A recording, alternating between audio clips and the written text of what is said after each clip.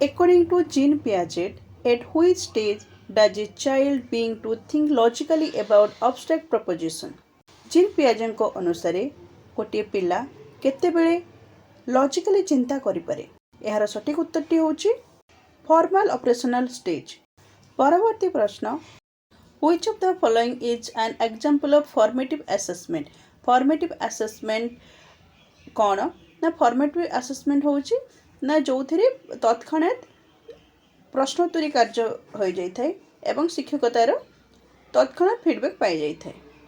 ए चारोटी ऑप्शन मध्यरु सठिक उत्तरटी होची क्वेश्चनिंग ड्यूरिंग ए लेसन। आज तृतीय प्रश्न होची The concept of zone of proximal development ZPD was proposed by।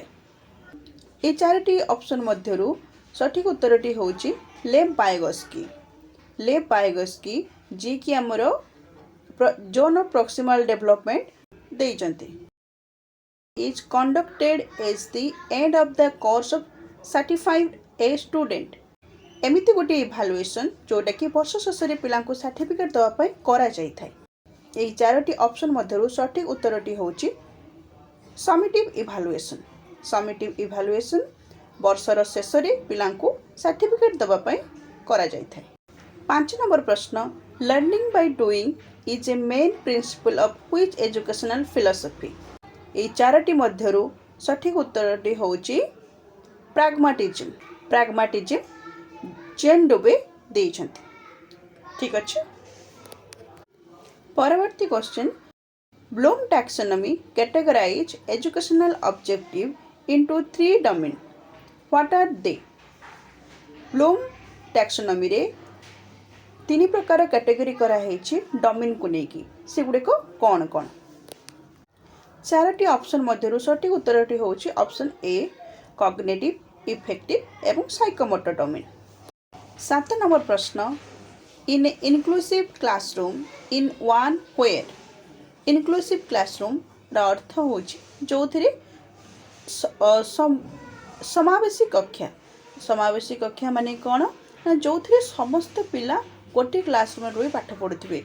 Sethi gifted child थिबे, Sethi normal child थिबे, Sethi transgender थिबे, Sethi physically disability student भी थिबे। ठीक अछि। ए चारोटी ऑप्शन मध्यरु सठिक उत्तरटी होछि option C student with and without disability learn together. यार अर्थ होछि एमिति स्टूडेंट जोथिरे कि डिजेबल और नॉन डिजेबल पिला सब एकाठी गोटे रूम रे बसी पाठ पढ़ुथिबे। ठीक अछि। 8 नंबर प्रश्न which of the following is a learner centred method of teaching. Teaching 3 प्रकार रहिछि सेथि मध्यरु लर्नर सेंटर माने छात्र केंद्रिक शिक्षा को मेथड माध्यम रे करा जाई थाए। चारोटी ऑप्शन मध्यरु सठिक उत्तरटी होछि प्रोजेक्ट मेथड।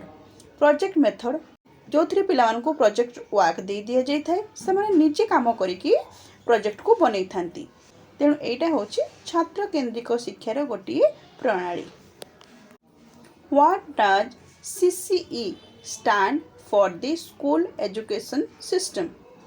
CCE रो फुल फॉर्म कौन कहिबे।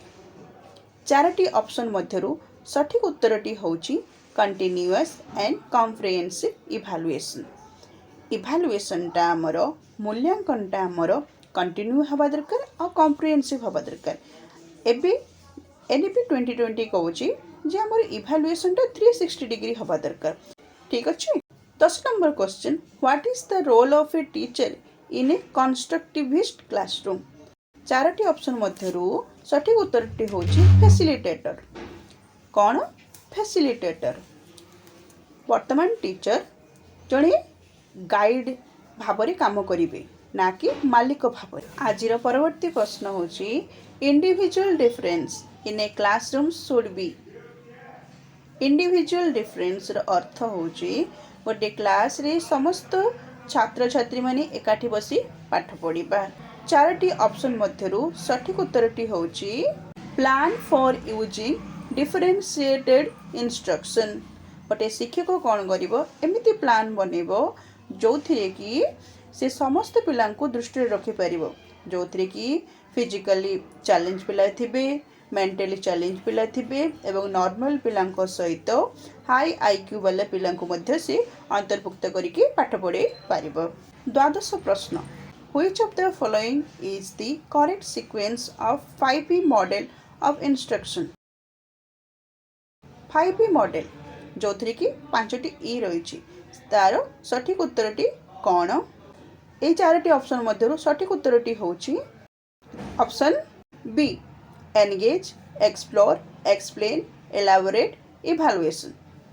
आज सेशन टी केमिति लागिला कमेंट माध्यम रे जणाइबे।